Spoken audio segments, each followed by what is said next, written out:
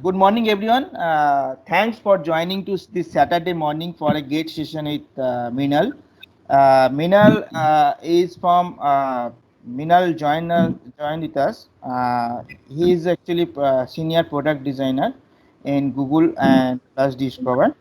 So other than he take us through his journey and other many stuffs. Okay, so I want to keep him he introduce himself. Okay, Sure. and he'll take us through that what is journey and how the way he come to this industry and how the what the new message for the new people.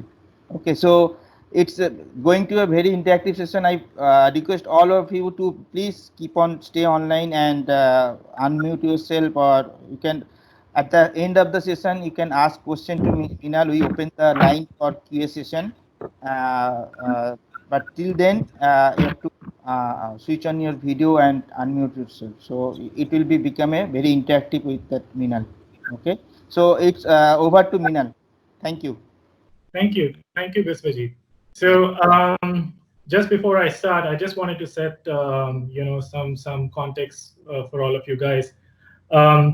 I sort of prepared this more for the entry-level designers, the designers who are excited about UX and want to move into UX, and also ones who have been in UX for a while. So I would love this to not be a one-way conversation. Feel free to poke me at any point of time, whether you want to ask a question, whether you have any related point, and yeah, please feel free to speak up. And we can have questions on the way, or we can have questions at the end. I'm comfortable with both the approaches. Okay, so with that, let me start. So my name is MRINAL. Hope you guys can see my screen. Yes, Minal. Great. So yes, so a big hi to all of you. And my name is MRINAL. I live in Bangalore. But yeah, I'm from Delhi, so my heart is still in Delhi. You can take away from a Delhiite. I work at Google as a design lead for search and discover, and I'll go into more about that a little later. And it's been roughly 8 years I've been part of Google, and have worked at on different products at Google. So today I'll be just sharing my journey with all of you, and through this journey there are certain things I have learned, and that is what I wanted to share with you. It's up to you whether you want to inculcate them and take them ahead, but it's not that I'm spreading gyan here. I think I'm still halfway through my career, so there's a long way to go, and there's a long way to learn a lot more. So yeah, so with that, let me take you to how it all started. So I was born in Delhi, and I was in Delhi for about 26 years of my first half of my life. And I did my schooling from the Banyan Tree School in Delhi, which is in South Delhi, and earlier it was called the Rai Public School. They just changed the name. And my hobbies while I was growing up was painting and definitely daydreaming, which still continues big time. And painting, I was very, very fortunate, and that's, I think, the only connect I have with West Bengal, Calcutta, and the Bengali culture. Is I was very, very fortunate to have two amazing teachers, painting teachers from Shantiniketan, who taught me from a very early age of 7 years. And I mean, I was under their wing for about 10 to 15 years. So that was my connect. And the funny thing was, one of my teachers, the senior teacher, Sir Bablu Basak, he only spoke in Bengali, and I only spoke to him in Hindi. For entire 15 years, we communicated this way, and we understood each other. And that's why I can understand a little bit of Bengali here and there. But yeah, that was very amazing that I never knew Bengali and he never knew Hindi, and we could still communicate. And that's the best thing about India. People still know how to communicate with each other. Post that, I did my bachelor's in IT from Indraprastha University in Delhi, and this was a 4-year course. Got to get completely immersed into engineering, learned a lot of programming languages, and yeah, was on my route to become a serious coder at that time. One thing I want to highlight is that I was really lucky that my painting talent was nurtured when I was young by everyone around, by my parents, my sister, my family, my teachers in school, everyone. And I think that is the reason why I could eventually become a designer, because I never knew anyone in my vicinity who was a designer or from the field of UX. The only thing people understood by designer was either a fashion designer or somehow a graphic designer. Um, and actually, that was even my understanding before I went to NID. But I was fortunate that my parents encouraged me. I went to a lot of competitions when I was growing up. I won a lot of awards, and I think that was the reason why I had a very happy childhood and very satisfied childhood as compared to the rest of the life, I would say. Um, and these were some of the paintings. These are some from various points in time. The one on the top right, top left, sorry, got the Shankars International Award, and whereby I got the medal from the President of India, it was great. But I haven't painted in a very long time now, and that was because after school I had to leave art and take up engineering, and somehow all the encouragement which was there. But when it came to career, and as was the time during the 90s, it became pretty evident that everybody wanted me to pursue a very focused career path, which meant engineering, because I was never inclined towards the others. But having said that, I think I had a really good time. I really embraced everything that I learned there. And I think I owe a lot to what I can do now to the way of thinking I got to know when I was coding, when I was trying to solve problems from a technical perspective. And I think that's always there. You always learn a lot of things here and there, and they always sort of end up helping you out. So no regrets there. But after engineering, I think karma got back, and I got a chance to go to NID. I had a choice to go to IIT also, but I sort of revolted against everyone and said, like, no, this is my calling. And though I never knew anything about NID, it's just that for the entrance, I just went to NID campus, stayed there for 2 days, and I was like, wow, I have to be here. This looks very exciting.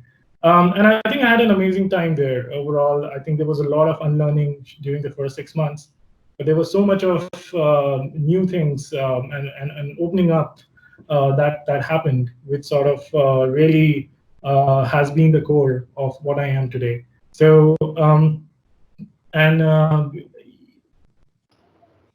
towards the end of NID, I started my internship at SlideShare.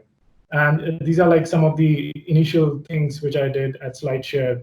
This was actually the 6-month sort of a thesis, which you call diploma project at NID. And the idea is that you go out in the industry like a typical internship, do that, come back, and sort of document your entire process and various artifacts, and then you sort of go through a jury which decides whether you will convocate or not.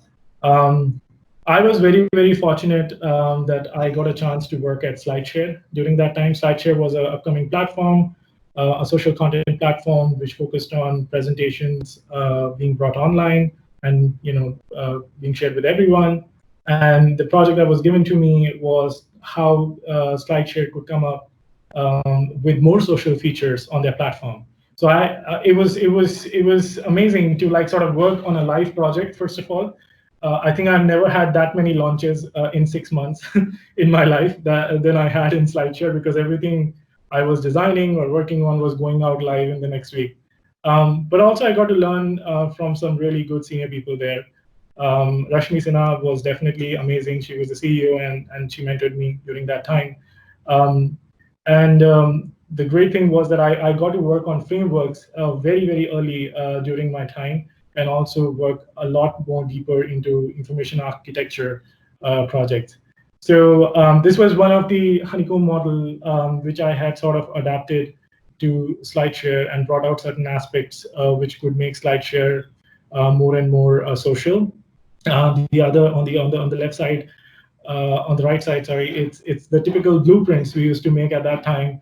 I see them happening a lot less nowadays, but at that time we used to make very extended blueprints, defining the entire system, all the connections, relations, actors, behaviors, and I think the process was very intense. But I used to love that we used to have a much more clear, holistic overview of the system or the product that we were building.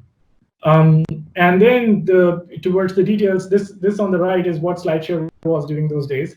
I still feel it was way more clean at that point of time as compared to how it is now. But yes, things have changed so much. These were the ways I sort of picked up on wireframing and used to like communicate with the overall interaction with my engineers. And post that, it was just coming back and doing this, documenting this and just going through the jury thing and just convocating from NID. If in case anyone has any questions, I can answer them now.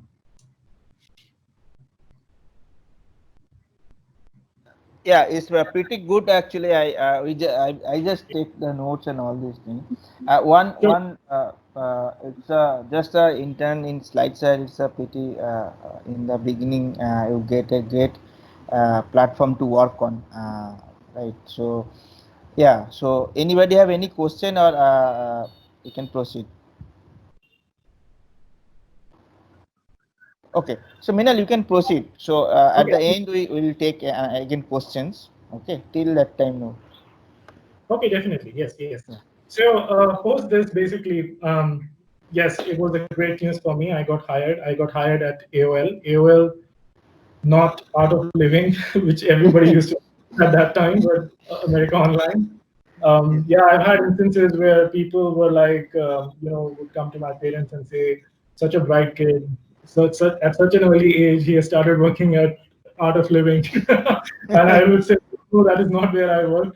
But yeah, that was a joke. But yes, so it was great. At this stage, from 2007 to 2011, is when I was sort of focused more on, just building my craft, learning way more methods, getting engrossed in the processes, how to design things for the tech world, and I think there was a lot of just absorbing things, participating in them, and learning them, and rigorously working on my skills as a designer.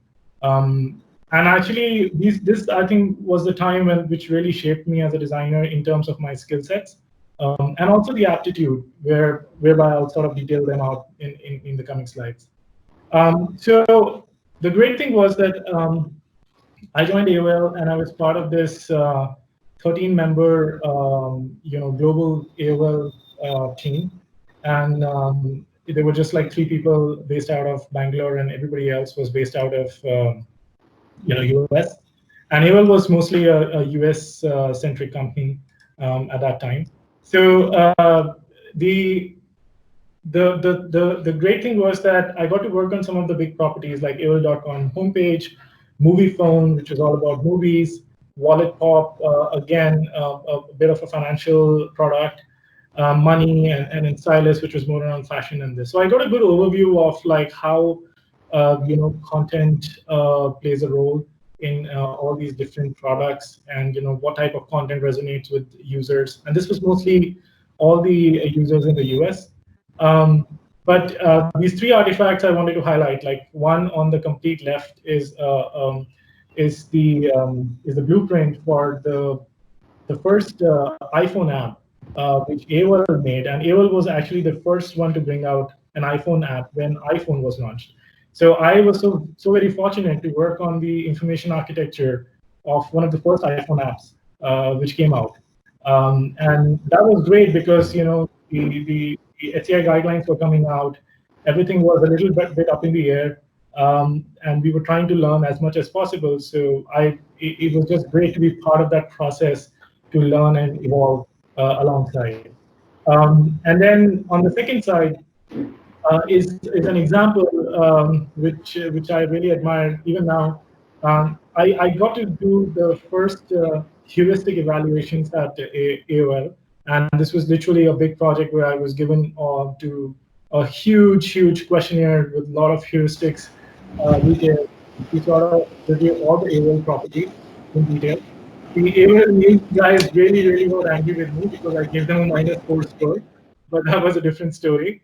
But the point was that I very early in my life, learned this particular method and very rigorously implemented this method in my everyday work. The third thing is my first connect with search. I got to do this local zip code search in movie phone, whereby based on your location, we would help you find more movies or theaters and related stuff. But there are a lot more details here which I don't want to didn't want to put here.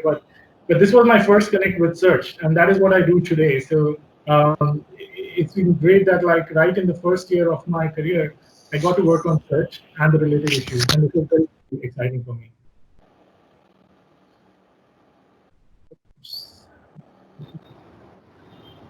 Okay, yeah, I mean, these are just a little bit more artifacts just to show the type of work that used to happen. One thing I forgot to mention that at AOL, which is very different from the way scenario is nowadays. At AOL, I was a UI designer, and whose role was just to do information architecture and UI design and not go beyond that. There was a different visual design team. There was a different prototyping team, and this was a model where things used to be handed over from one team to the next, and we would take it further. So a very waterfall model where things would go in a sequence, and so I think in the first year of my career, I never got to focus on visual design at all. So I was actually terrible at my visual design during that time. Because the thing was only picking up either components which are available or designing only the wireframes. But actually, during the later part of the next year, I was assigned to lead as a lead designer for AOL APAC, which included AOL Japan and AOL Australia and Singapore and Southeast Asia and other properties. And there, I think I was very fortunate. One of my managers, he sort of pushed me to pick up visual design. He said, "Why don't you do it if you're interested? And you also start doing it, and slowly you'll mature in that." And that was great because and then the complexity was even further because designing for Japan was mind blowing. It's a very different, I would say, digital culture there, where everything was, and even the design was extremely dense, completely opposite to the super wide, super spaced out designs that you see in the developed world. But every piece of pixel was usable there for some purpose. Like on the top, the absolute top bars also, there would be like a 60 pixel by 60 pixel ad somewhere, and so it was a very different way of working. And this on the left is Netbook Plus. This was a mini e-commerce site that we sort of worked with Rakuten, which was one of the big e-commerce players even now in Japan. And this was an amazing project for me for two reasons. First, designing for Japan was a challenge for me. I was trying to learn. There weren't any design specs or anything available, so just like learn from the artifacts that the team on the other side would send me. The team on the other side didn't know how to talk in English, so every day we had calls, but we would talk through an interpreter, and then the communication was just so slow that it took a long time for things to be understood very well. The third thing was actually that the team was very competitive on the other side and extremely talented. So they would say that, hey, we're going to show some design explorations tomorrow. We'll also get our design explorations. And what would happen is within that 24 hours, they'll hire more designers. I don't know how, and get a lot of designs done. And the next day, when I'm showing my designs with few alternatives, they will have a bunch of them designed within 24 hours by some designers they hired. And so the entire way of working was very different because but I'm so happy that like in 4 months we could launch this entire portal, which was a good success. And I was so happy that the chief editor actually wrote on my LinkedIn a recommendation. It was one sentence in English, and I'm sure he would have gone through a translator to write that. But that meant a lot to me. That he sort of appreciated that this one designer on the other side tried to do the best in terms of understanding and designing for their particular culture. Um, but yeah, it was a great amount of learning. And on the right, there was the homepage which I had designed along with a few other designers for the AOL movies thing. Post working in AOL for 2 years, I sort of took a break.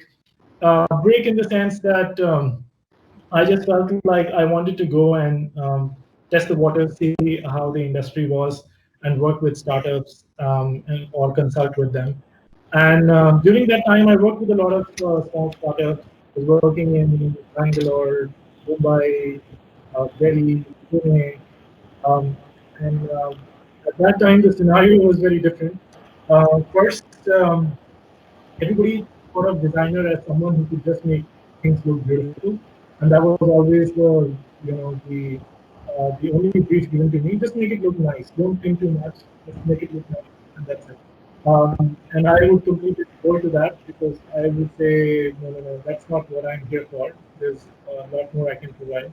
So there was a lot of selling, yourself and your skills and what you can bring to the particular product. That I did during those 18 months when I sort of freelancer consulted, which I felt was great, gave me a good level of confidence as to that being a UXer just doesn't mean being a practitioner, but also being a bit of an activist and an educator, whereby you have to sort of sell what you do, but also actually actively promote what value you bring to the particular product. These are just two artifacts. Just wanted to share. These were the IAs I did for NID's website and IICD, another big institute, their website. And I used to consult this way, do these things. But after a while, I think it became a little unsustainable because everybody would ask you for 8 hours of work, pay you for 6 hours, and get 12 hours of work out of you. And that sort of was continuing for a long time. And then I felt like maybe it was time for me to sort of get back and learn a little bit more, because I always wanted to learn a bit more about designing at a larger scale for a bigger audience, with more complexities, and with much more structured process um, in hand. So with that, I joined Yahoo, and I had a very small stint at Yahoo for about a year. But what I learned was the culture at Yahoo was mind-blowing. I mean, they had an amazing, amazing team in India, around 50 plus UXers, very, very well-connected team, so much fun. And I got to work on a few things. And one thing I'm very proud of is this thing on the left, which was the Yahoo Groups Digest. And actually, this sort of got translated into the email digest, which comes out. So the 90% of traffic of Yahoo Groups was through the email digest. And that email digest hadn't been designed in ages. I mean, I don't know, it was like 7, 8 years. Nobody touched on that digest. So I designed that digest, and I think it sort of worked out really well. And that sort of sustained for a very long time. The digest design sustained for a very long time. But also the fact that I learned one big lesson, which was in change aversion, that when we changed the design of the digest, um, users who were very habitual to using groups through the digest and were very accustomed to seeing the digest in a certain way got really, really offended. And because it was a drastic change. And there was a lot of backlash. Luckily, the design lead at that time, Sandeep Datar, he sort of he stood up with me and he said, like, no, it's okay. Let's wait and watch, because this happens. It's a product which hasn't been changed for a long time. There is bound to be reactions, and over a period of time, it sort of normalized, and I think then sort of picked up again in a positive way. But that was my first learning that, whenever you are looking for a drastic change to a product which has become like a regular habit for users, don't do a massive change. Don't do a volcanic eruption immediately. Maybe go by the glacier route, right? Like slow and sudden scoped out changes would be the way to sort of settle users into a new design, rather than just like changing everything one fine day. Um, on the right side was some of the work I did for Yahoo Shopping. These were all very conceptual at that time, but again, got me to learn a lot about e-commerce, which is not a domain which I had sort of interacted with too much. So there are a couple of learnings from this stage of my life. First key thing which I learned during this time was that you should be open to absorb far and wide. Keep trying something new or crazy. Everything is always useful eventually. It all sort of connects the dots. And from my side, it's more like the engineering, whatever I learned during engineering, the methods, the small details. Whereas when I went to AOL and started doing not just UI design, but also visual design, and then all these proposals that I was making at Yahoo, or working on Digest, which I mentioned, as well as a lot of the early stage startups which I worked at during my consulting days. All of that sort of has been so much useful in the later part of my career.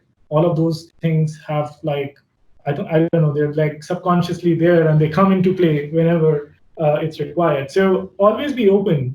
I would say, to all the new young designers who are coming in, don't get comfortable too soon. Just go on, learn new things, try out new things, and try out crazy ideas. I think one thing that is lacking nowadays is definitely the craziness. Um, there are much more subtle concepts. There are much more safer concepts, and I would say go bold.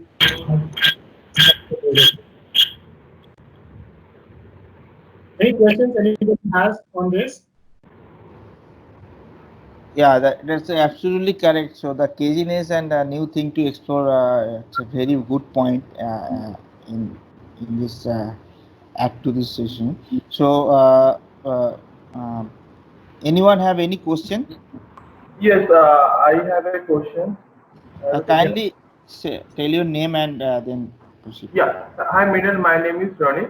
Hmm. Okay, I have a question on the AOL period, right? What are the challenges you face when doing design in the AOL? Like that time was internet was going globalized. Okay, so what kind of challenges do you face on that time? So maybe you are referring to this part or this part, like the earlier one, .com, or the APAC one. AOL. He's talking about the yes. Okay, I'll talk about both. Yeah. So, great question. I think the challenges at the time primarily were that I was very distant from the audience. I was very far away from the users who were using this, and so there was a very limited understanding I had, because there were a lot of studies which were done in US with the users, and then the researchers would make a report and then send it across to me, and that was my only way of understanding how the users felt about it. And it's very different, which I realized in the later part of my career, that like it's very different when you are in front of the user and you listen to the user and see the reactions in person, then when you just read a report. I mean, at that time, even the video recording was like, because the email clients were just like 4 MB space. So the video recordings were not like feasible to be sent all the way back at such short notices.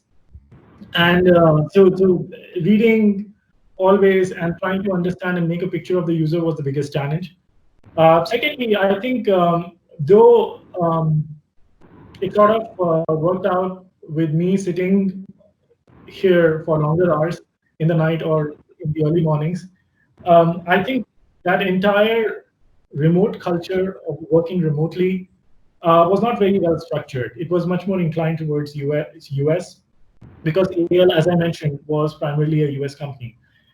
Though they wanted to go global, they weren't really that much global at that time in terms of their mindset. And that sort of makes that, like, it puts a lot of pressure on you sitting in the remote office to sort of work extra harder and communicate extra harder and be on the face to show better results. That also means that sometimes you go overboard, you do more than expected, or your work starts conflicting with somebody else's.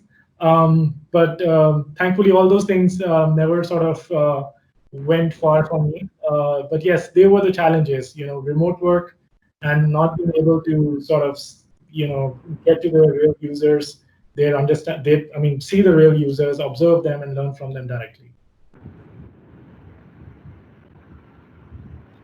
Okay, great. So, anybody else, any question here? Hi, Mrinal. This is yeah. Okay. Hi, Mrinal. This is Parag. Yeah. So while at AOL, you must have created products for both the US consumers and Asian consumers, like in Japan. So, what were the major cultural differences that influenced your design decisions while creating designs for these two different consumer sets? So yes, great question again, and I think this is where I still feel that that this difference still exists. The cross-cultural differences still do exist a lot in the two cultures. One definitely was the density of information, which I talked about, or the density of information within a particular layout, right? The Japanese layouts, as you can see here, had so much more textual information. And they sort of invited more of this in their designs, whereas this was completely opposed to what I saw in the US, where the clean, simple, more white space C designs were more encouraged. Also, in terms of structure, I think in terms of Japan, I would say that the navigation was much more elaborate. You could be clicking 4 or 5 times to reach a particular endpoint, and I think they were fine with that. I just feel it was early days of web on both the sides in terms of maturity. So maybe that's what was prevailing there. And you could also see there's a clearly example for that 17 again thing. Things went vertical also along with horizontal, and that was completely, that blew my mind up, that it was actually print design, the way you will design the various print. That's how it was in Japan at that time, which I would say there was a much more mature guideline dictated way of working in US for various designs. Also, in terms of methods, I never got to sort of talk to any Japanese users, and also the key reason being that I didn't know the language. But also, I think the Japanese were the counterparts whom I worked with, felt very strongly that if they connected to the users, it would be much easier to get the real vibe and feedback about the particular things that you're working on. Because maybe because of the language thing or the cultural thing. So it was always very indirect for me to get information around how users felt about it, and also was very inferred information that I got about how users felt about it. I think this was much more mature on the other side in US, where I used to directly get the feedback as to exact quotes of the users. And I think these are the differences which I realized from my work, which I did in both these companies. Does that answer your question? Yes, Mrinal, it answers my question. Thank you. Thank you so much. Yeah. Hi, Mrinal. Yes. Yeah, Prasenjit here. So I wanted to ask one thing. You mentioned earlier in that SlideShare thing that earlier the design process and everything, so that was very intensive, and right now it's not that intensive. So is it in terms of the information architecture or any other perspectives? I think, well, there are a lot of design systems which have been established now, which is a great thing. So that has sort of helped so much. You have component libraries which are easily reusable. There are things which get updated. The components automatically get updated in all of these design systems, so you don't have to you're literally not designing each component yourself or maintaining these libraries yourselves, and then you're connecting with other designers to make sure that the libraries are in sync. And I think all those things have sort of completely changed the way we are designing nowadays. Second thing, also the design maturity has also sort of built up. I think earlier it was difficult for a lot of stakeholders like your PMs or business leads to visualize the end-to-end thing, right? And that's why you had to sort of make a lot more artifacts to help everyone visualize. Also, it was the web, so the web had so much more real estate, right? So there were so many more components that went into just one single page, which is very different from now the focus being completely on mobile, right? On the mobile, the screens are less, much more focused. So the architecture and the flow, and there's been so much of, I would say, consistent behaviors that have been established that now I think this is something which people can visualize much easily. These things have changed the way I feel we are working nowadays. We don't have to sort of design special artifacts for everyone to visualize all the time. Okay, yeah, got it. Hi, Mrinal. Robert here. Can you hear me? Yeah, hello, Robert. Yeah. So, like this AOL Japanese design, like how old is this? Like, maybe do you remember when you've designed when did you design this? Like around approximately It's around 10 years old. 10 years old. So, like, did you get a chance to revisit the overall design language of the Japanese website? Like, has it changed, or or do they still look at a very concentrated kind of a data uh, design, like a design language, or do you think Um, because interestingly, sorry to interrupt. So, interestingly, Japanese and all, I don't know, the way the culture seems like it's very open and like minimal, and the kind of website, like it was actually an eye opener for me, that like yeah. the contrast between their design and the psyche and the way of living, like the zen kind of living. So it was pretty different. Like, have they like has they evolved, or do you think even now also it's still a very cluttered kind of a thing? So, Robert, I'll be honest, I really have no insights on this. I haven't really Okay. checked out any design websites or products or mobile apps from Japan. Though I completely agree with you. This was a big surprise for me also, knowing the entire philosophy of Zen and minimalism that came Yeah. from Japan. I just felt like they had this appetite for more content, more information, and more textual information. So even their early mobile apps were so much more textual, and more lists and things. And that is something that is I would love to learn someday from some expert, somebody who's been working on Japanese tech products, as to what was the reason for that.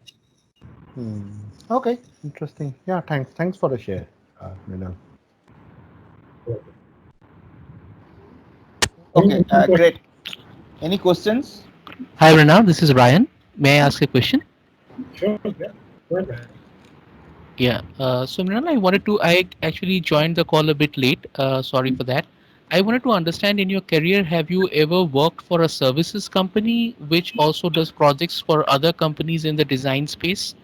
Uh, the reason I'm asking this is that often at times what I'm seeing is in areas like UX research, for example, people are very stringent in spending any budget. So two things are still a challenge. One is establishing the UX as a practice for which people would actually love to pay, because mostly they think that it is something that you do at the very last moment and create a UI which will work and look pretty. And everybody has an opinion, right from the architect to the developer to the people who are actually sanctioning the app. So the focus on UX and the ROI coming out of it, which will be necessary for somebody to spend on the user research part of the whole process, which I believe is really lacking in many cases. So have you had any challenges in this space while you were working in these companies? Being in Google or Yahoo, being product companies, I think those challenges would not be really there. But if you are, when you are working as a consultant or in a services organization trying to do projects for somebody else, did you face this issue? So Ryan, thank you. That's a great question, because yes, I'm yes, this will exist, even though I think things have matured a lot and improved a lot. But I agree with you that when it comes to budget, I think still user experience research is looked at as a luxury, which I completely don't agree with. I haven't worked in, except for the 18 months when I did consulting, I have never worked in a service company. I'm afraid I can't like give their perspective. But from a product company side, I would say I've never been disappointed. There's always been enough focus on research and research driving products, and these are things which I'm going to touch in the coming slides. But I'm sorry, I can't give you a perspective on service companies, except that in the 18 months I worked as a consultant. Yes, nobody at that time, but I would also say that was like around 12 years back. Nobody at that time really considered research to be so important, though there were one or two instances when I actually tested out things with and took the founders along with me. They actually were very delighted to get feedback. But I just feel that yes, it is for a startup. I think it's a completely depends on how much the founders or the core team believes in it. But yes, when it comes to budget, I'm sad to see that like it's still there's a lot of cut that is made in terms of UX. Thanks, Manal. Thanks for that. Okay, okay. So yeah, Minal, you proceed, please. Okay, sure. This was the first learning which I talked about that I sort of really absorbed in my in the start of my career. The other one was try to explore more meaningful alternatives to solve a problem, and don't just stop till you have to. I'll tell you where this is coming from, because I think there is a little bit of a criticism towards this approach, which I have heard over the years. Some people feel this is like an old traditional way of like just making too many alternatives, and this sort of facilitates a culture in which the boss or the manager decides, and the designer is not given enough leverage to decide on the ideal solution. Um, I and also people think that okay, this wastes more time because you're designing way more, or this is because there is lack of clarity or insights or proper requirements, and so people have to design alternatives. But I would just give you this one thing which sort of has really helped me, and which I learned in my career early, that I love making alternatives, different ways, actually completely different ways in which I can solve a particular problem. But I just do it completely for myself. I don't do it for the team, or I mean, if they make sense, I would share it with them. But what has happened is I wanted to do this so that I am super confident of the solutions I'm putting forward in front of the team. And in doing this, yes, it's troublesome. It takes more time. You struggle with it initially, but after some time, it becomes like a process for you.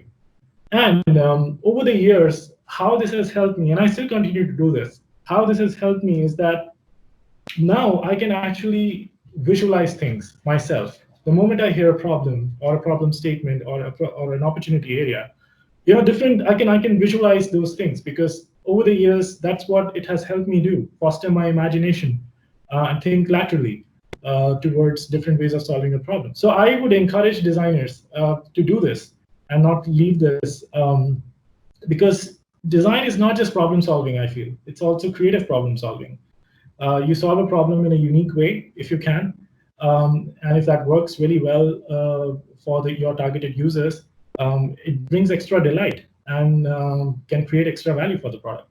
So I would really encourage you to go beyond a certain point till there is no return. Don't stop till you have to, and keep going till you can go further. and then maybe go a little further again. Sorry, to this, the next learning, which is that things change really fast in tech, which I have seen over the years. So it's fine if you don't know something. There's a lot of times I hear young designers, or even the ones who have been in the industry for a long time, say, "Oh, I can't do this. I've not been part of this, and now it's like too late for me to sort of learn this." I would say no, nothing is too late. It's such a dynamic field we are in. So and yes, create that as an aptitude to go figure it out, learn, and become a pro at it. Whether it is research, whether it is more design methods, whether it is prototyping, it's never too late. And the tools are becoming way more simpler. Yes, there are way more tools coming every day, so that is a problem.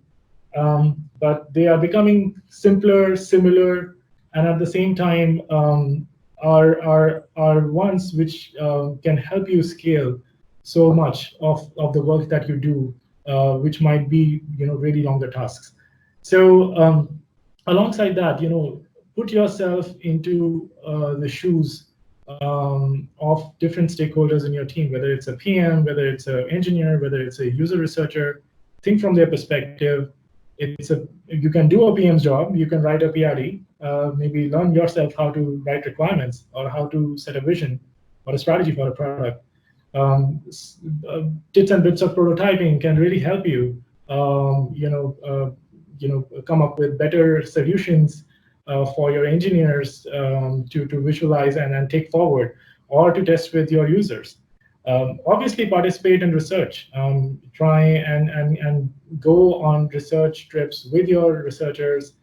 Participate, whether it's note taking, whether it's moderating, whether it's coming back and debriefing and putting together the insights. Participate in all of this. Keep learning, because things will change, but that's fine. But I think the more you learn, the more you sort of enhance your skills, the more of a pro you will become over a period of time. Anybody has any questions on the last two things, so that I can move to the next section? Yeah, Mrinal, this is Parag again. I had a query regarding the previous learning where you talked about the different explorations. So when you are new to a particular domain and you are more creative and you can try out different methods to approach a problem. But once you mature in that domain and modality, let's say voice interface or touch interface as such, you kind of know the different constraints and the implementation challenges. So that basically at the hindsight you already know what can be the best possible way to approach that challenge, and you would be limited to only a set of options. So how do you still create that area of creativity for you where you can try out different options in that scenario, like when you know the limitations and the constraints of that device or a modality and such, how do you still go about it? I agree. I mean, this also is very contextual. That in some areas, like especially I work a lot on consumer apps and consumer products. You have way more freedom, as compared to maybe a lot more like enterprise products or other sort of products, which have very established infrastructures or components. But I would really say that if it's possible, do this and let the users be the end judge of what works the best. Maybe I understand, using the set course, you can maybe go to market quickly or maybe accomplish something without too much of headache. And that's okay. I mean, it all depends on the priority of the team, the priority of the roadmaps, how much time you have. But if you have time, if you have a mandate to innovate, if you have the passion and the urge inside, I would really recommend that, try and think of more meaningful alternatives. And that's why I wrote meaningful, because I'm not saying that just make alternatives for the sake of it. Try and, come up with meaningful alternatives if possible. And then, test it out with users, because it's again the users who will tell you so much more about what you should go, what really resonates with them and what doesn't.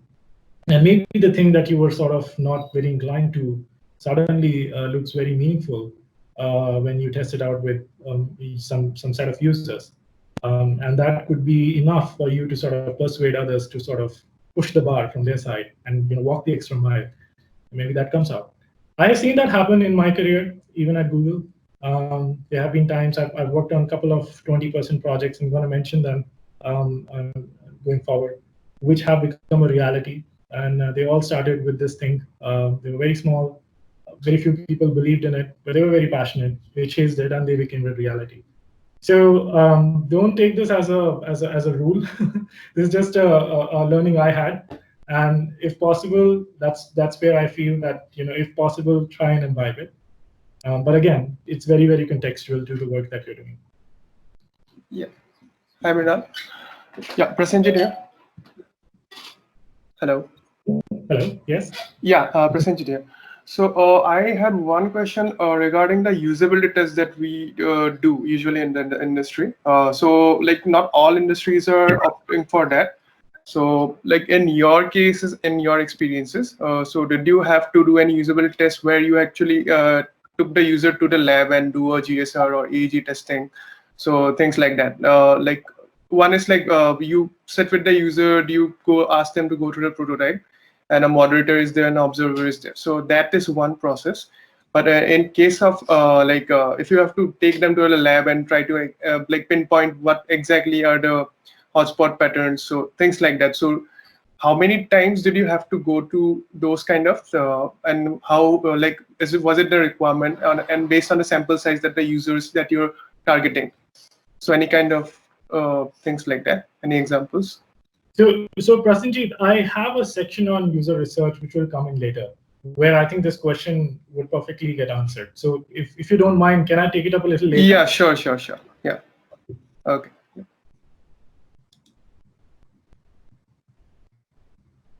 Are there any more questions? Can I move ahead? No, you can go ahead. Okay. So post this time with AOL and consulting, I think, and Yahoo, I got into Google and was based out of Bangalore for the first 2 years. And I'm going to touch on that theme a little later because it connects with what I'm doing right now. But after the first 2 years in Bangalore, I moved to the Bay Area and worked at YouTube.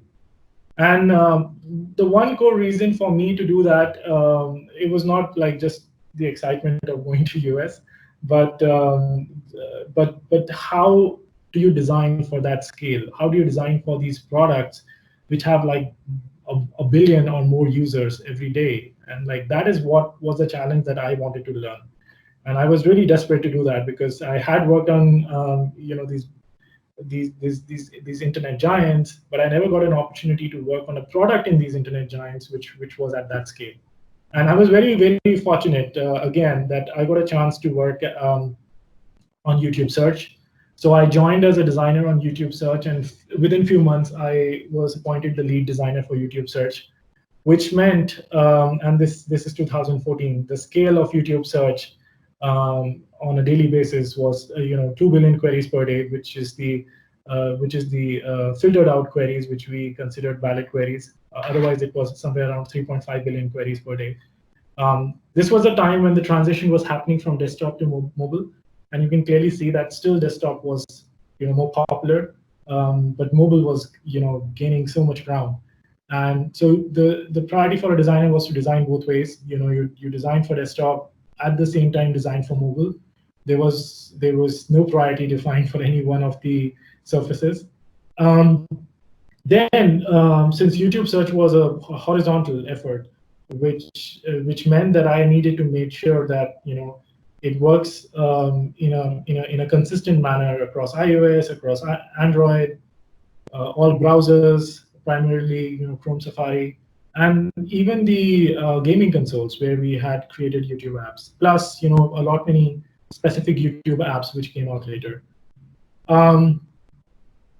then the big challenge was that I and a part-time UXer, I got a full-time UX researcher a little later, but for some time, there were one or two researchers who helped me out. We were based out of the San Bruno office in the Bay Area, and which was like around 45 minutes to 1 hour away from the office where all the PM and the engineers sit, because I was sitting in the core YouTube office, whereas the engineers and PMs were sitting along with Google Search. So the team used to sit in Mountain View, and then there was another team of engineers, PM, and after a while there were some UXers also. They used to sit in Paris. And even though we were all in a similar time zone, but even just being in US, I was not sitting next to my engineers and PM, which was not what I was used to. So here, I think one of the things which I tried, because I really wanted to sort of learn a lot more from the engineers. And I think that's been one great thing for me, that like I've got always amazing engineers, and I've learned so much more from them. And I've also got some of the best ideas from them. A lot of the products, I give them credit because it was their ideas who I actually took forward. So what I started doing was 2 days a week, I would just go and sit in Mountain View. One day I kept it like a design hour, which meant that I was open, and any engineer could just talk to me about anything design or anything they were working on. And it was just to like make sure that I, because I was one person, and then there was like a 10 to 15 member engineering team, I wanted to be part of that team and not be this soul who's doing its own job without any interaction with them. So during this time, during the 2 years, I was part of YouTube Search, and I was leading the effort. I was fortunate to work on this very core problem of search, which was around broad intent queries. What this means is a lot of times people search with very broad intents, like latest, like this is the word they use, or music, or the most popular query we get is funny. And we really don't know what to serve you when you say funny. You want funny. I mean, funny has a much better definition now because of a lot of short video platforms. But consider this way back when we didn't know you need funny jokes or funny shows or funny movie scenes. Like there could be any possibility of funny. Obviously, we ranked, but again, we saw that there was a lot of drop off in all these queries. So we worked on this for a long time. And I think one thing that sort of came into me during this time was working with data, and how I got completely immersed into a more data-driven design approach. Literally, that like the first thing I used to do in the morning after getting up was to see the patterns around the top 10,000 queries yesterday. And you, as a designer, you never work like this, right? I used to write Dremel code and get out insights myself, write those scripts. And this was fascinating. This was, again, a bit of me connecting back to my engineering days and some of those things, so it was even more exciting. But also, what I accomplished after 2 years were just these small components. But the algorithms behind these small components made all the difference. And it was only working with my engineers closely and looking at so much data that we could come to how these components will work really effectively. To just give you an example, like for music, the particular shelf, UI shelf that you see related to your search is basically a shelf that shows you personalized music. Now, first we tested out this for like various combinations. We saw that like, okay, what if we look at your 2-day search and watch history on YouTube and then show you recommendations. Then we went to 7 days. Then we went to 14 days. Finally, when we reached that 30 days, we saw a massive uptake that a lot of, we saw the overall metrics of this particular shelf really rise, which showed that this, and even with human evaluations, we saw that like people were really liking this. This was much more personalized, much more relevant now as compared to that. But yes, reaching that, starting from 2 days to 30 days is not something you normally see, as a designer, you get to work on. You leave it to the engineers to work on that. But these were the things where, I think I was very fortunate to work with some amazing engineers and come up with these small components which have made a massive difference over the years, which I can't share much here. but they have made a massive difference in terms of the popularity of YouTube search for broad intent queries. So one thing I would like to say, which connects to this thing which I mentioned, and this is a very amazing quote by Braden Hurwitz, is that statistics help you summarize and understand the hard data we collect, and instance do the same for all the messy real-world experiences we observe. And that's why the best products, the ones that people want to use, love to use, are built with both of them. And this sort of talks about that connection, right? Like that connection between qualitative data and also quantitative data. The products which embrace both and like have a great balance of both going in are the ones which you see are very much more successful and connect to people in their everyday lives. So I really feel that, like, yes, designers should. Personally, I do would love to be more part of the quant as well as the qual data that we collect or insights that we get. And that sort of helps also for you to build intuition, which was one of the questions which was asked earlier around alternatives, right?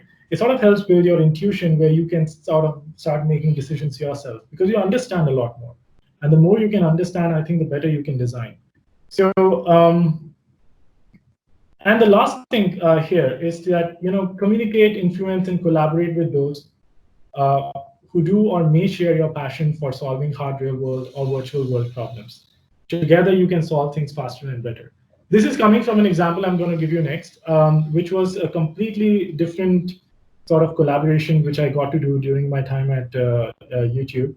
But what I learned from that was that you need to find like-minded people who want to solve the similar problems with a similar level of passion, and you should collaborate. And maybe sometimes some people are not so dedicated, but if you influence them through your energies, through your interactions, they might also sort of work with you in the same way.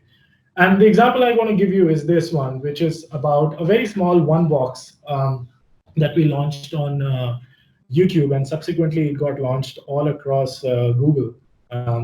What this came about was this was a collaboration I had with the legal and the policy team, who approached me and said that we have this thing that there are a lot of times when people search for these queries around suicide. We want to do something about it. So what is the thing that we can do here? That could be that, like, it's pretty much on the face. They get to see it, and then there is a way we can connect them to the right source who can help them with this. And we designed this particular one box, which we sort of tested out on YouTube search in US. And we were blown away. We were completely blown away because in the 1 month that we sort of tried this out, the National Suicide Prevention Lifeline mentioned to us later that they got 100 calls on the basis of this, and they were able to sort of effectively prevent 4 suicides out of this. And that was an eye-opener for me, that like small things and amazing collaborations you can do with others can really, really help you make a meaningful difference. As a designer, we always talk about design can change the world, and I just feel that it's maybe when you collaborate and influence others and take them along, that then I really feel you can actually change the world. And that's where I also felt like we went a little bit more bold here, where we also designed it for Spanish, we also designed it RTL, and we wanted to make sure that we were very inclusive to all the other communities, to all the other languages that were supported, so that this meaningful experience could help everyone. I'm not sure what's the latest on this. This still exists, but how much have we saved through this, prevented through this? I don't have the stats. It is extended to all the products at Google now. So when you search for things like suicide or child abuse and things like that, we do make sure that we sort of connect you to the right source, to the right agencies who can help you overcome these things. Anybody has any questions before we sort of move into the next section? Oh, that is a great thing you observe, Minal. It's a great adding features to that thing itself. So, anybody have any question? Yeah, Mrinal. Yeah, like this is a very good example that you have given. Like this is something like a small, like a change can make a very very impactful thing. So this is a very good example. And I wanted to ask one thing, like in for YouTube searches, the data-driven thing that you had mentioned. So how did you like get the insights from those data? So did you do any kind of visualization or anything like that? Yes, I mean there were many tools which are internally available, and we have those systems which help us visualize the data. How much traffic comes to various parts of YouTube from various sources. Also, you write your own queries and mine a lot of data uh, around the things that you want to learn. Okay. You want to drive, you want to learn more about a specific type of sessions that are happening around certain queries. You mine that, you get like just the insights on that, but you can actually connect the dots and form patterns, which can help you come up with a lot of insights. And actually, this entire project started like that. This entire project started with just us mining a lot of data and finding out that there was a lot of droppage when people were searching with these type of terms. And then we didn't even know what to call these type of queries. And over a period of time, we sort of came up with a vocabulary, we came up with a pattern, we tried to define it, and then we came up with the metrics that we need to sort of resolve so as to make this successful. So it took a long time to just describe this, because there was anomalies in data that we saw, but we didn't know how to sort of structure them together. But yes, fortunately, like there's already a lot of systems available at Google which help us in getting insights from data very easily. Okay. Yeah. Thank you.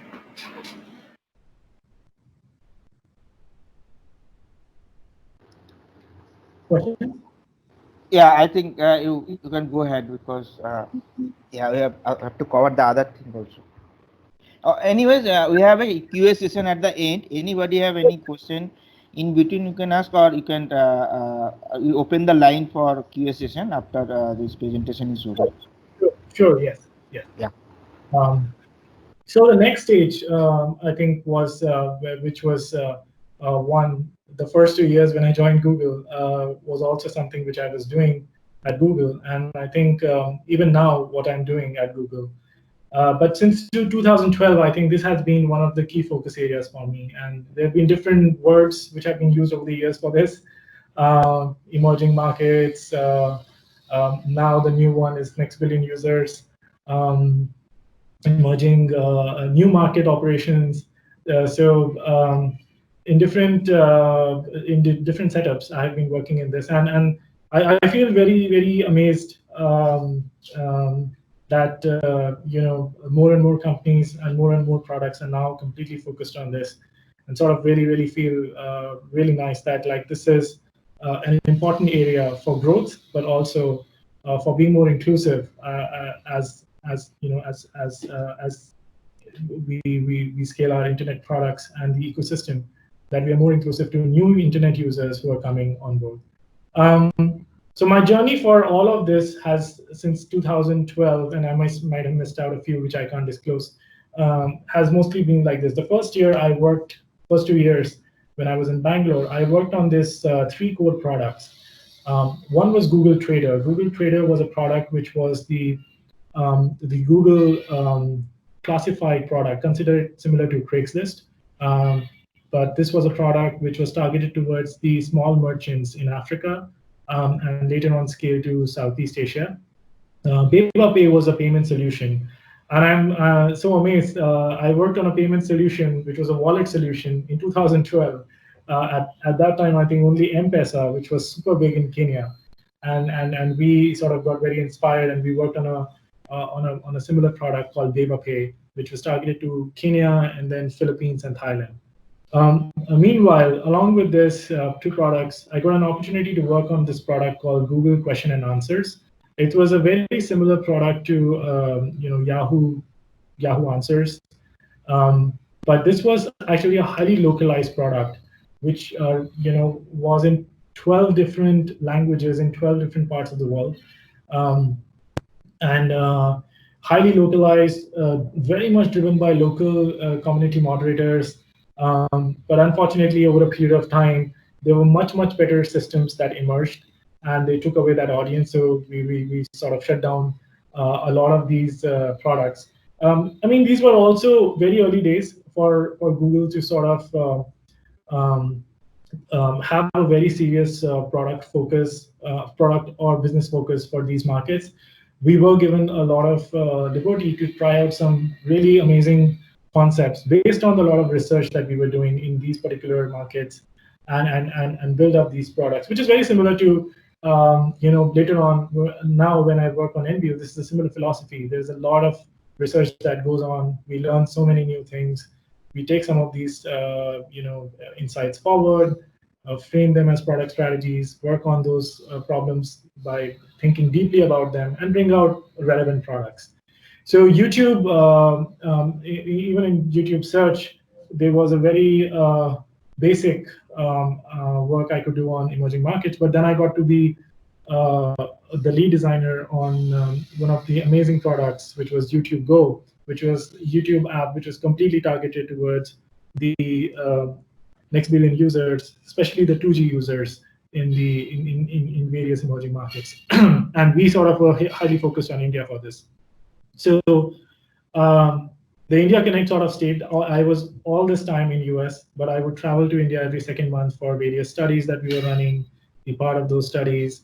And I think this was the most fabulous time I had, learning so much, being part of research, and then working in a very fast-paced manner to get this product out. YouTube Go, post YouTube Go, I sort of moved back to India due to personal reasons, and I continued. I sort of became part of the NBU org. The NBU org is the org which has brought out some really amazing products for Google, like GPay, which was initially part of NBU org. Now it's a thing in itself. Files Go, you also had Neighborly, amazing product, and Datally. So there were a lot of initiatives that were there part of NBU. Meanwhile, I was very lucky to work on Assistant and Search also, and be part of this product called Google Go, which is the entry-level search app for the next billion users. And this is where I am right now. I sort of work on search and Discover. Discover is the content feed on the Google app that you see as of now. And it's amazing to see how things have matured in terms of search and in terms of content consumption across India and other markets. With this, I would say that one of the key things that has been the highlight for working on emerging markets or NBU is that you need to focus on users even more, and everything else will follow. We do otherwise focus, but for emerging market projects, you have to do even more. You have to know your users, which means that you have to be a lot more in the field. You have to understand the world they are in, their digital world, their real world, what are the constraints, and what are the opportunities present there, and make them your hero through the process of developing a feature or a product or anything. Literally, they have to be the ones driving your strategy. They're the insights around them, and not your own biases or your intuition. Why I say that is because things are so new and things are changing so dynamically for this audience. It's important that you are much more imbibed in what you find latest. As you see in India, suddenly after Geo, the entire bandwidth scenario has changed so much, and now suddenly people have way more bandwidth than they used to have earlier, and that has sort of influenced their behaviors in a big way. Again, this is how we do research normally. I mean, we love to go to where the users are. We do a lot of home visits. We visit them at their house, home. We talk to them, interview them.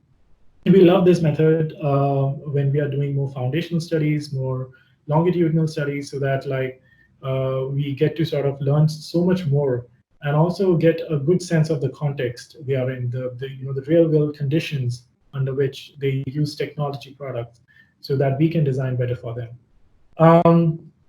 Three core learnings. There is a lot to talk about this topic. There is so much. I will just give you one or two resources in the next two slides where you can go and learn so much more, because it's a huge topic to discuss, and even I have a lot to say on this.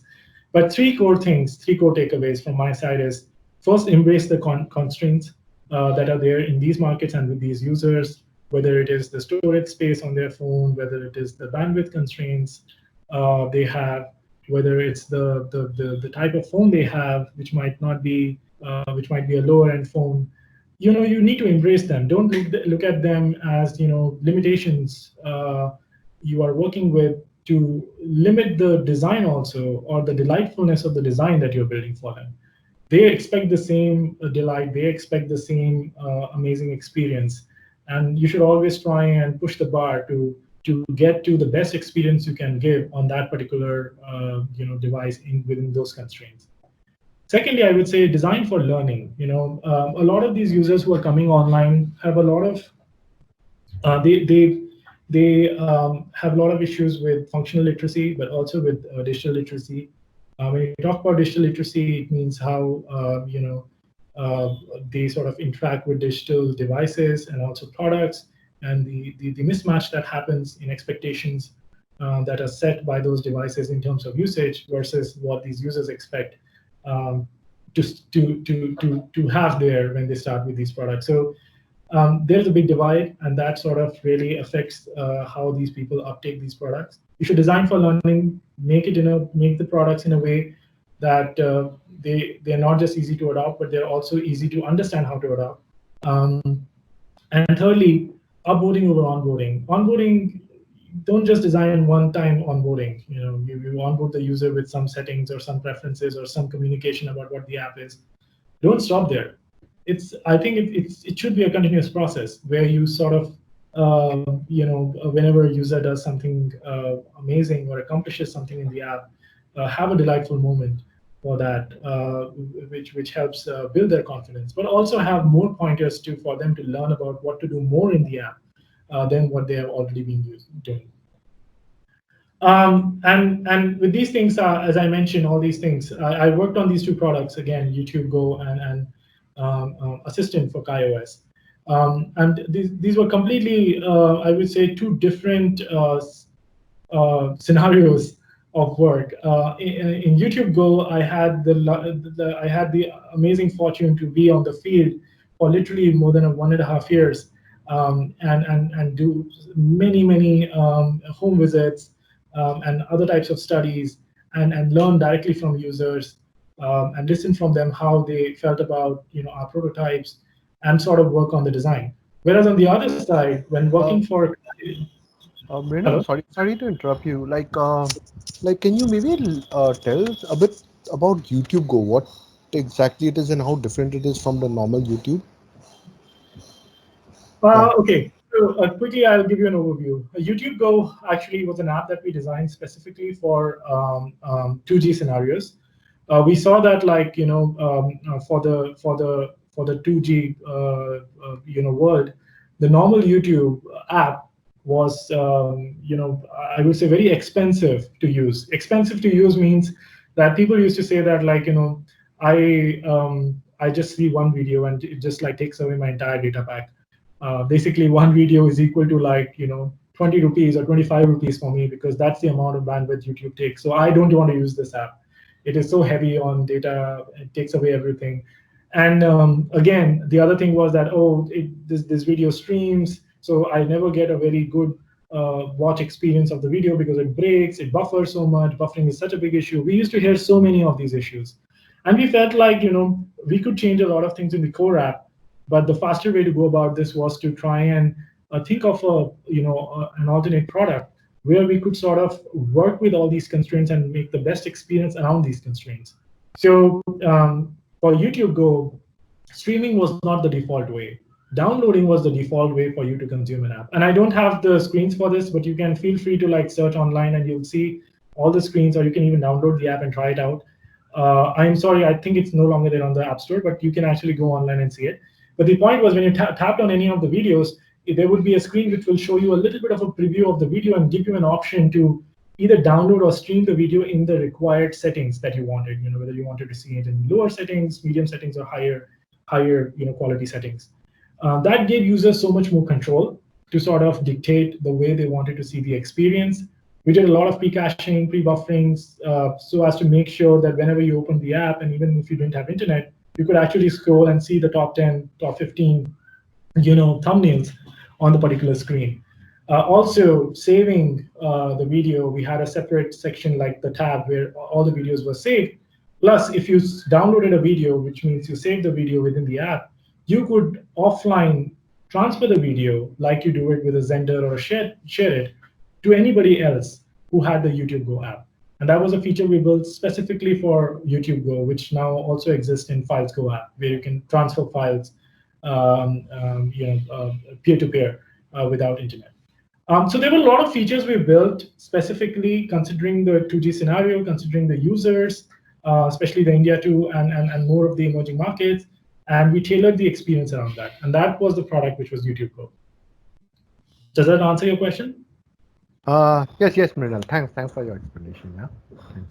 So I just want to quickly complete this. I think we're also running out of time. But the Geo Assistant was a completely different game for me because the mandate given to me was that, okay, you have 45 days. It's a very strategic product. We want to get this product out in 45 days to like 60 days. Can you design it for us in a week? And with nothing in hand. It's just like, they were like, okay, you are a person who has a lot of intuition about Indian market. You have been designing for Indian market as well as other emerging markets.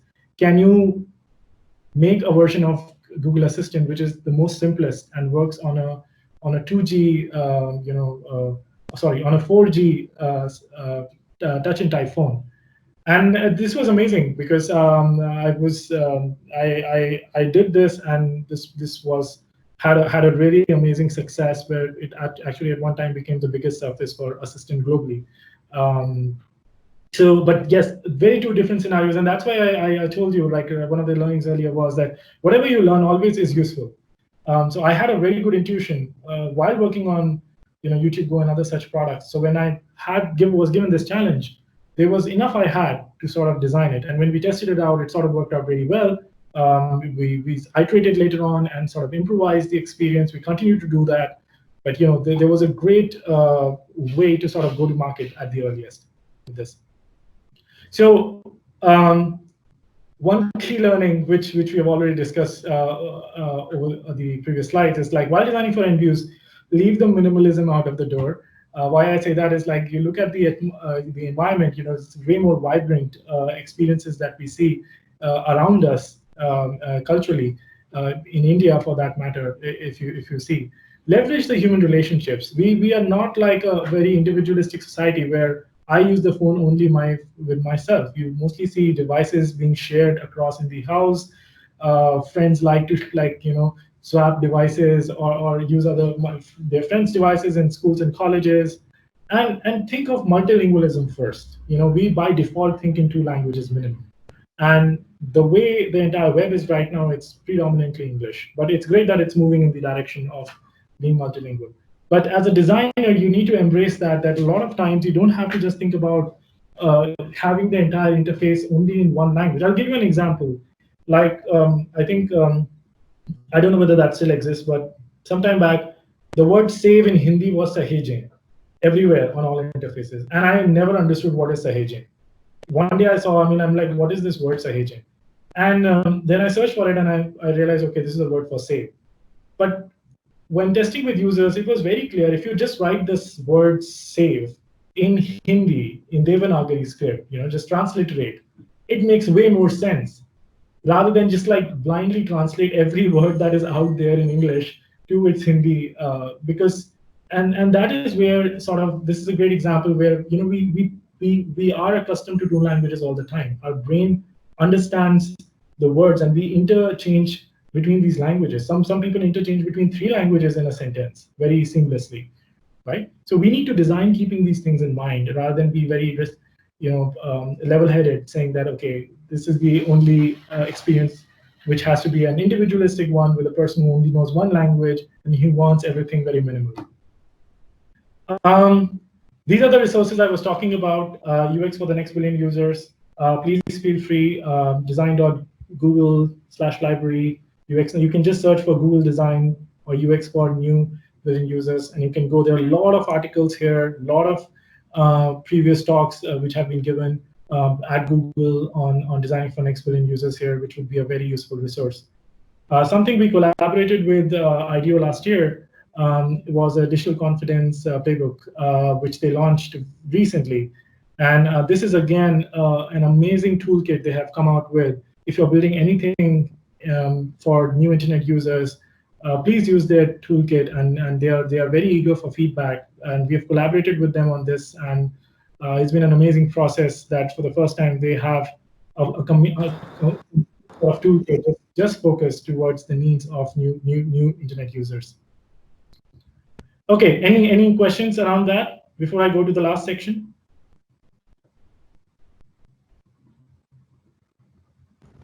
Yeah, Mrinal, Robert here. So you mentioned about leveraging human relationship. Can you maybe give some example, like how do you do that, like in an app, like when you're saying about this leveraging human relationship in the app, like Well, I mean, see, I would just give you an example from YouTube Go side, right? Which could, I mean, it's not like a thing that you have to build a social graph into your app, and that's the only way you can leverage a human relationship. We are all dictated by the human networks around us, right? Whenever you need to sort of find something, you ask your friends and family first, maybe through by calling them or through WhatsApp or stuff like that, right? We also saw a lot that people get a lot of content which they consume on a daily basis from their friends and family. Actually, a few years back, people used to get all the apps they had on their phone from their friends and family. They were like, okay, I just got a phone. All I had to do was install share it or Zendesk, and then my friend, would give me all the apps that were there on his phone. But what we found, human connection was so prominent in every journey that we saw our users make, especially here in these markets. And for example, even in YouTube Go, we built this offline sharing of videos just because of that. So the idea was that, like, this was a feedback given that, like, okay, I have downloaded the video. Now, why does my sister or brother also have to download the video? Why can't I give the video? Because I've already spent my data pack. Now he also has to spend the data pack to get the same video. So, and it was absolute common sense. But like, yes, that's how people would sort of think about this. So that's where well, that is what I meant by leveraging human relationships and interconnections and taking them forward. Okay, yeah, good, thanks. Yeah. Any more questions? Hey, hi, Mrinal. I have. Hello. Hello there. Yeah, Ranit, go ahead. Oh, sure. I have a question on the inclusion period. Like, how do you guys ensure the inclusion, but not necessarily to financial inclusion, but everything else? Sorry, I can't hear the question clearly, Ramit. Can you repeat that? Or maybe type it? You can type Ranit if you have some sound. Okay. Yeah. Okay. Uh,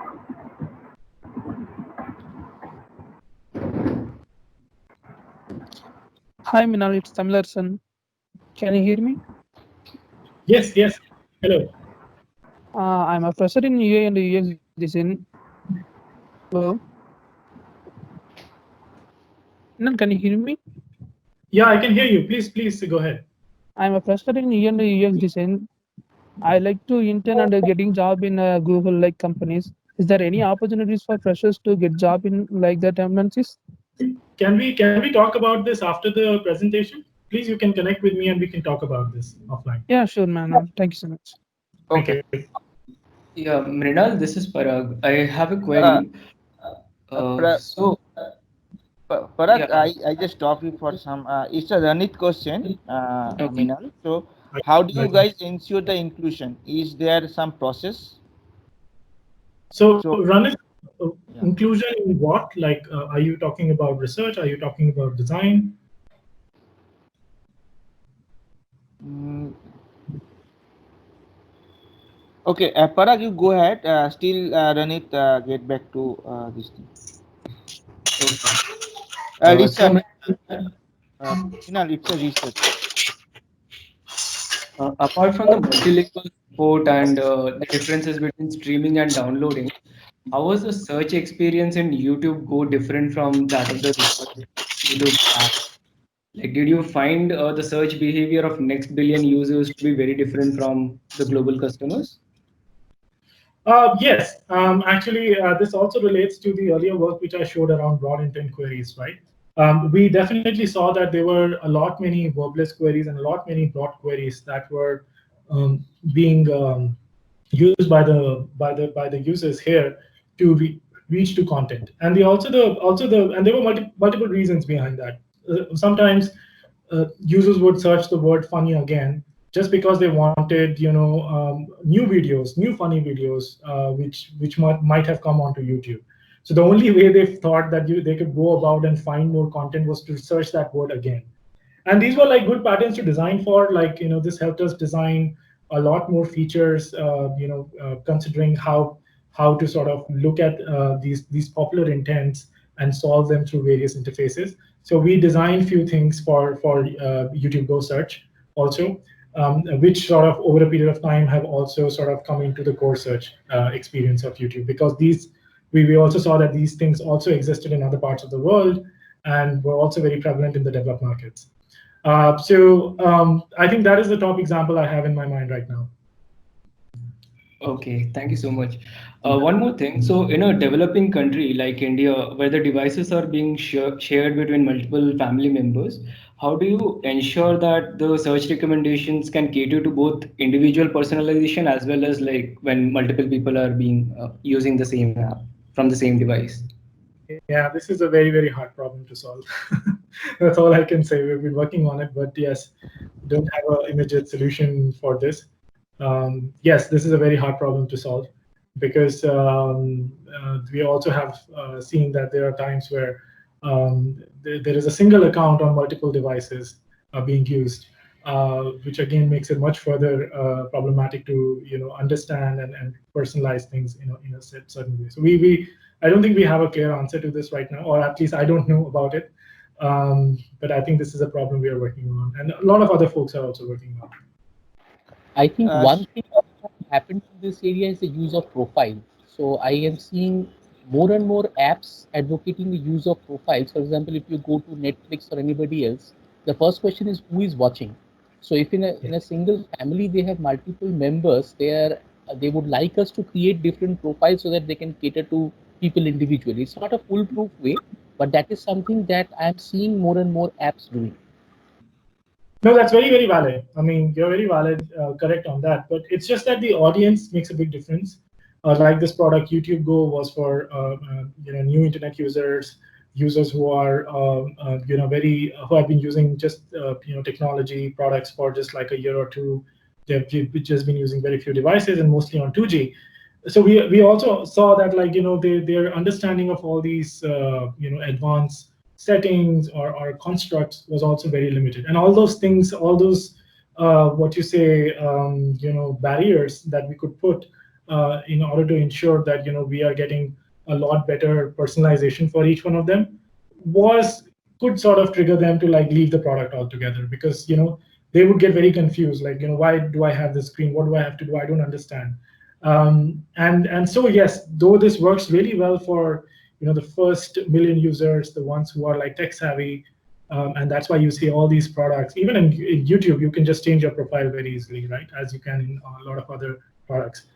But when it comes to keeping things simple and keeping things straightforward, we sort of prioritize that over giving way more control over this, because this sort of made this hindrance in the seamlessness of the entire experience. So Minal, we just take the Ranit question and you can finish that thing, because we are really running short of time. Then we have to, after that we check if we have a QA session for that. So Ranit question is, how do you guys ensure inclusion? It's regarding the research. Is there some process? Yes, I mean, the researchers, we have some really brilliant researchers who make sure that they work on the recruitment criteria, considering inclusion always. We make sure that we are going to all types of users, all age groups, all backgrounds, all gender diversity. Everything is sort of like looked at, and the recruitment is done in their way. And once that is there, for us, any participant's feedback is of equal importance, and it's considered at the same level of as an insight and taken forward. Okay, thanks, Minal. So now you can proceed. Then we'll check that for Q session at the end. Okay. Yeah, this is the last segment, and this Okay. section actually is about the some of the stuff which is more current to me, and in case some of you who have been in the industry for a while, or have been UXers for a while, this is a challenge which I work on currently, and I sort of enjoy, and that is how you build a UX culture within your organization, within your current work process, and also how do you build UX communities within your organization? How do you connect all UXers and we all have fun? So some of the learnings which have been very true for me, first has been that it all starts from how you hire, how you and we make sure that we look at diversity and inclusion right early when we hire, and make sure that the team has people from different backgrounds, that the people we hire are googly, and so that they can all connect well, work together well, and have fun along the way. And I think we've been able to do a great job, especially with all the teams that have been working in a lot of these areas of emerging markets and next billion users. You see people with diverse backgrounds being part of the same team across the globe. I mean, these are some of the examples I have. The bottom left is the UXers from Bangalore, some of them from Singapore, and whenever we have visited Singapore, or whoever visits us down here in India, and we have fun all the way. Even right now, when during the lockdowns, while working from home, whenever somebody new joins, the top left image is actually a screenshot of we welcoming that new UXer in our team. So even though yes, we are all working from home and remote, but yeah, that doesn't stop us from welcoming the new UXers in our family. So I think it's important to embrace diversity and include everyone, and that starts with the hiring process. And I think the more conscious you can be, and the more you can sort of deliberately work towards it, the better I think you will have the mix of perspectives and backgrounds in your team. Second thing I want to highlight is that foster a culture of thinking big and aiming at moonshots with user empathy at its core. So I understand everybody wants to drive innovation, and especially engineers. They have amazing ideas, and they want to do a lot more. But it's important that you sort of bring the user perspective. You as UXers bring that and make sure that it is the core of everything. And yes, it is tiresome sometimes to sort of like push your PMs or engineers or your business people to think in a certain way. But I would say it's a constant process. You need to work on it regularly. And there are a lot of these amazing methods we can employ to do that. And the more you sort of use these and show the impact of all these things, the more I would say that you get a proper seat at the table. Whether it is taking your stakeholders for to be part of various user studies. At Google, we actually take our engineers, our PMs, our marketing folks, even our leaders, down to our users' homes to sit and take notes, so that like they all understand who the users are and what the behaviors are and their needs are. And we employ methods like a sprint. This is an example of a Google sprint that was run by me. And the idea is bring everyone in the table in the room for about 3 to 5 days, and think deeply about the problem that we're trying to solve, and let everyone work towards defining the problem and then converging on a specific solution, and then test it out right there with the users to get them to really leapfrog in 3 to 5 days to a particular set of solutions which are very well verified with users also. And have fun along the way. I mean, this is an example of a sprint we did for cricket. And if you see that extreme right, we even played cricket. We even went to see a live cricket match in Bangalore. There was a match going on live between India and Australia, and we actually saw it while we were working on the sprint. And that's how you have to sort of create that environment where people are, for someone who's on the other side of the globe, cricket is not something which they understand really well. But how can they, in 3 to 5 days, is another challenge that you can actually take up.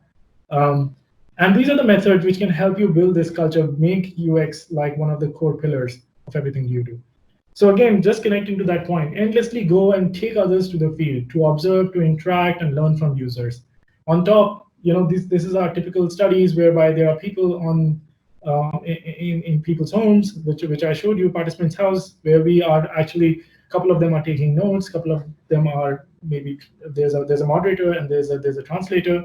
And below, that's a typical example of an immersion. We did an immersion with truck artists in India, and we were all there learning from the truck artists and completely amazed at the skills they have. But the idea was to learn that how they actually think about art, how they design it in their minds, and how they execute it. So interacting with users is a powerful way of building your intuition and about their needs and related opportunities. So I would encourage you, no user is a bad user. It's all up to you. You can go, keep going, and once that becomes a habit, it sort of helps you greatly in pushing it as a process in your team. Last thing, and this is especially for managers and leaders, endlessly prioritize and focus. Prioritization is a big thing. You tend to put a hands on many things or doing too many things. And as a team, then it becomes an issue after a while when the impact is not visible or things are not able to go ahead. So prioritize, focus, just do one thing, but do it really, really well, and help the team to do the same. This is very evident in some of the products where you see a very clear thinking out there. You use the product and it does amazing good job at like 2 or 3 things or just one thing. And that's where when you know that the teams have been extremely focused in coming out with these solutions. Do you guys have any questions now? I mean, I'm open to questions because, yeah, that's the end of my presentation. Oh, first of all, thank you. Amazing session. It is indeed really, Minal. It's a very amazing session, and we learned lots of things like through the points, through the examples. Thank you very much. One thing, first question in my mind before I ask you other. So you work in different kind of let's say different band or different thing. So what one point or something you see the common for across the all these branded company or like their work culture, what you feel? One common thing for designers or for in The general? work culture, you're working on a different kind of their work culture, right? For Google, and before that you worked on SlideShare, YouTube, AOL. So I think, yeah, I think the one thing that has been common, even with the startup SlideShare I work with, I think it's solving things as a team. It's solving it together. It's respecting each other for the skills we bring to the table, respecting each other's perspectives, and building the product together. It's not that I'm a designer, so my ideas should go into the product. My role is to just like look at the delight aspect of the product. And even an engineer can do that, and he can comment, and he might have a better solution to certain things. Similarly, I, as a designer, can propose a lot of things in the roadmap or in the strategy of the product. And it's not just that the PM who has to just do that. So we contribute in each other's. We wear different hats, and I think that's very, very common to with all the product teams that I have worked with. And that sort of brings this camaraderie also, that you work together to solve a problem together. And so you connect very well as colleagues and also have more fun. thank you. So anybody have any question? Now it's a open session, QA session. We have very short time. Yeah. Sure. I'm Mrinal. I'm Chandrasekhar. I'm a product designer at Obvious, a Bangalore-based consultancy. And I've just graduated from college and I started my career. I'd like to hear any advice you'd have for, say, an early career designer on things they can do to make sure their career trajectory is in a higher path, like practices or things that they should do. So yeah, some of the things I've already mentioned in my deck, and I can share the deck later, so you guys can like actually look at it. But yes, I would say like focus on the skill. You have to be a great craftsman first to be an artist later. And I just feel that just more and more you focus on your skills, not just your execution skills, but also your skills in terms of different methods, in terms of whether it's research, whether it's prototyping. Try and grab what methods are fit for what particular purposes, how you can sort of get your hands dirty right away, try them out, and if that works, bring it to the table, bring it to your team, and try and influence them to sort of you make it part of your development process. That really helps when you all these methods as a UXer you can bring to the table and they bring value in the work that you're doing. I have also, I mean, I didn't mention it here. I also worked with startups like Dunzo and Gojek as part of Google because these are Google investments.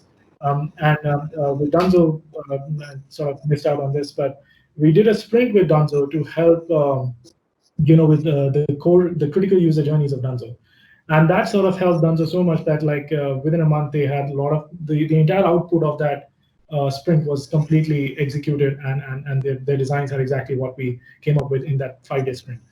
And that's the value you can bring. A 5-day sprint could redesign your entire product.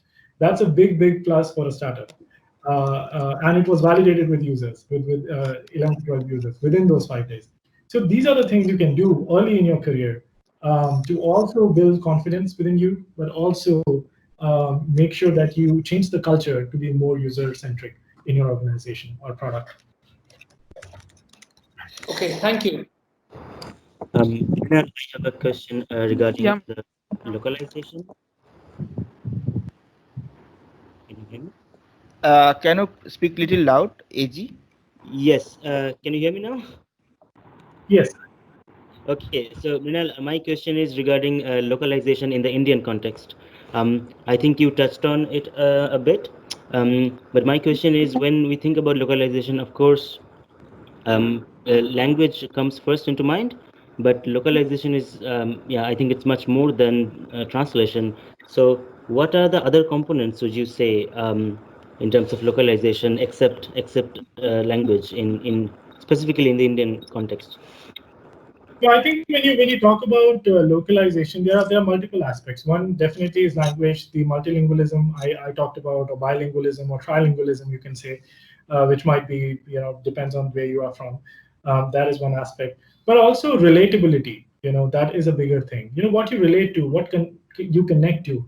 Like for example, I'm sure if you have to listen to something very emotional, if you are in a particular mood and you want to listen to something that can resonate with that mood, or maybe a song, or maybe a video you want to see, I am absolutely sure you will go towards your content in regional language because that connects way better. That feels more me.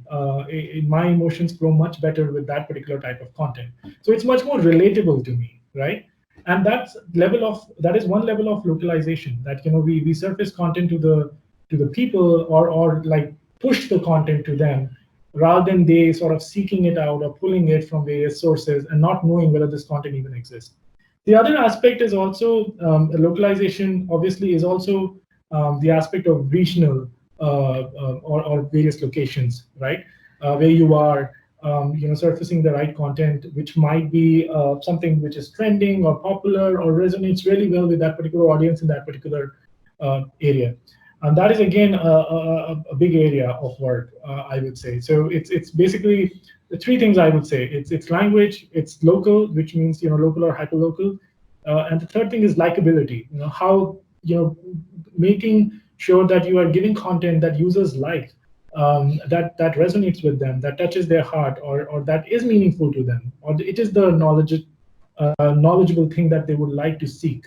How can you predict and sort of push in that direction? Those three L's I feel are the way to sort of achieve a much closer local connect with your users. Thank you. Yeah. Yeah, I mean, it's very amazing. Can you tell about how freshers can get job in Google? I'm in a UX career. Can you tell me about that? Yes, so as I mentioned, I mean, it would be great if we can connect offline, and I can look into your profile and then see. We currently don't have any open headcounts as of now here, but again, there are a lot of things that keep coming up. So it will be great that I can actually advise you based on your entire profile. So maybe we can connect offline on this. Okay, Minal. Is the Thank you, Minal. So I will continue for every in. you have any kind of this kind of queries, you can offline connect. So this is the basically learning training session. So kindly, if you have any question related to that particular session, you can ask. Yeah. Other Hello. Yeah, hi, Mrina. Hello? Yeah, the earlier that question that I had regarding the usability studies. So when you went on field, so basically those were like ethnographic studies. So you go and observe the user, and a moderator is also there, and you when you're taking interviews, so getting the data from them. So when you have to do the testing part, so how do you go about it? And like usually, what is the sample size that you take? In that case, I mean, if you have a lab testing kind of a setup. Again, this depends a lot on the context. I would say yes, we do lab studies for concept testing or usability testing of things. Roughly, 7 to 8 users, depending again on the context of the particular feature or the thing that is being designed. Roughly 7 to 8 is a good number for to try out concepts or to test the usability. And that is the thing we do with lab studies. We also do, as I mentioned, a lot of longitudinal studies, which you already talked about, and this could be home visits, or it could be diary studies also, where we could have a much bigger audience. Again, depending heavily on the context of what we are trying to test out, whether it's a feature, a new app, or something. We also do immersions. Immersions have a bigger role to play. Immersions are where we would go early into a market where we want to understand the market which we want to maybe design in the future. And the immersions are much deeper in towards more understanding the cross-cultural aspects, understanding the behaviors, unearthing the needs which might exist in the entire technology usage, and also possible opportunities. And again, these are just like and engrossing yourself, the entire team, into the real world conditions. And these are also more foundational in nature, not focused towards the product. Might be all across your entire tech usage. So there are like these couple of 3 different buckets of studies that we do. Okay. And another quick question. The earlier you had mentioned for this in terms of Yahoo that the design that you had made, so it became a lot of. I mean, from a requirement perspective, probably it was a required. But again, like the users found that it was a very drastic change for the Yahoo Digest I'm talking about. So like when you talk about this upboarding over onboarding, so if could we have utilized that aspect over there and probably just I'm trying to understand. So yes. I understand, but this was a very tricky situation. As I mentioned there, 90% of Yahoo groups was used through the email digest. So your users never came to your core destination. They actually used Yahoo groups through the email digest they would get in their emails, and it was very tough. We did tell them that, hey, there's a new update coming. We excited them, but it's very different. A lot of times you get so much promotional, and this was the time when things were heavily web, right? So the amount of spam you get as SMS nowadays was the amount of spam you got as email in those days. And I think a lot of people just ignored a lot of those emails, right? So I think with a product, with a mobile product, you have much more flexibility. You can actually do a lot more of proper onboarding. You can also give an option for people to like stick around with the older version much easily. And again, this was very early in my career, but I got a sense of change aversion. Another example I would give you very quickly was in US, the YouTube app.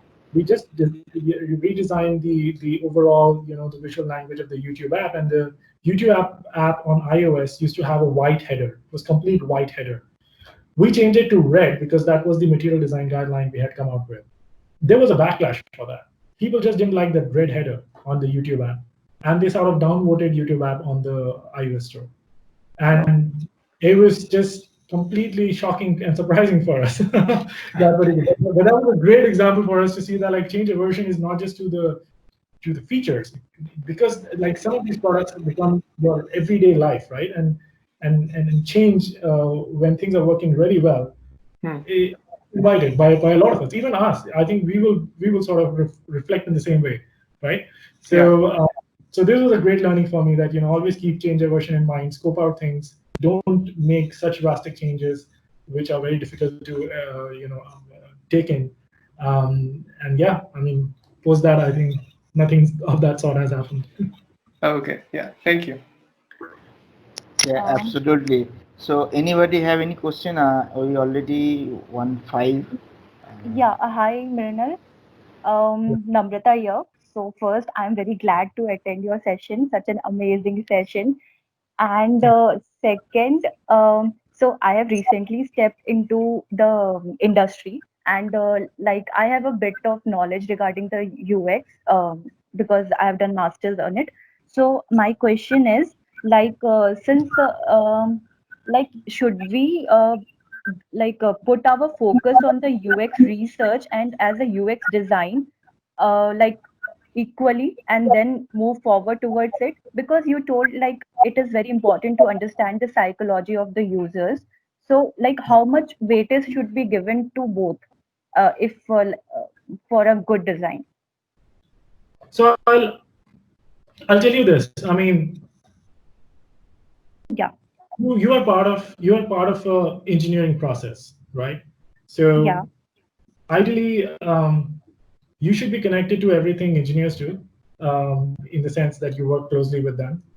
It's good to know a little bit of about how the product is getting engineered. That doesn't mean that you have to sit and code. You should also know how you know your users feel, what their needs are, what are the opportunities around the way they live, the way they use products. And that is where this thing comes up, that how much you can engross yourself into studies, into user studies. You should normally, in all these the companies which I have been part of, UX design and UX research is just one team. We all mhm, sit together, work together. We work as one team. We are part of research activities. The researchers are part of our review and crit sessions. Their feedback. So it's just like you are working as a team, but somebody's focused on something else. Somebody's focused on. There's just like a slight difference. Similarly with PMs, the PMs also work as closely as possible. So you also get to, as I mentioned, put in a lot of your say into the roadmaps, into the product strategy or the product decisions. Similarly, we also get to like advise us on a lot of design decisions. So it's mhm, a very mutual way of working, where what makes sense rationally is taken up and taken ahead. It's not that I get to use my say just because I'm a designer. I say this so it happens. But yes, definitely researchers do a lot more job, I would say, in terms of the logistics of the thing, in terms of planning these yeah, amazing studies, in terms of the way they connect and make the users comfortable, participants comfortable in their environments. So it's amazing. It's been very amazing for me to be part of this process and learn from this process. I have done moderated a lot of sessions myself, fortunately, and that's I think made me much more open and as a designer, because you can sense when you see a user use something, you know whether he's comfortable or he or she is comfortable or not. They might do something, but you can see their expression. You can see them react to it instantly. I think yes, try and be, if you are early in your stage of your career, try and be part of research. Try also, to understand how the product is getting engineered, and play a role in recommending things in terms of product mhm, strategy. yeah, yeah, definitely. Okay, thank you. Thank you. Uh, Thank you, everybody. This is Kailash, and thank you, Mrinal. And it was a nice session, and as expected, we crossed the time limit of 2 hours as well, and it was quite engaging to see you and sharing your experience from the initial days of design to the mobile first and to the current at Google. And thanks all of you to who have joined the session, and thank you. Yeah, thanks everyone. And, it was my pleasure to be here, and thank you so much. And feel Yeah, free thank to. you, Minal. Biswajit here. So it's a very nice session. Again, thanks to you. So anything for the participant, thanks for joining this session. And we'll share the recording after this session. Give us some time. And any takeaway or resource link after this session, we will share in the group or I will share to the people. Okay. Thank you. Thank Okay. you. Thank Thank you, you. everybody. Thank you, Thank you. Thank Minal. you. Bye. Thank you, everybody. Bye. Thank you. Thank you, Thank Mrinal. you so much.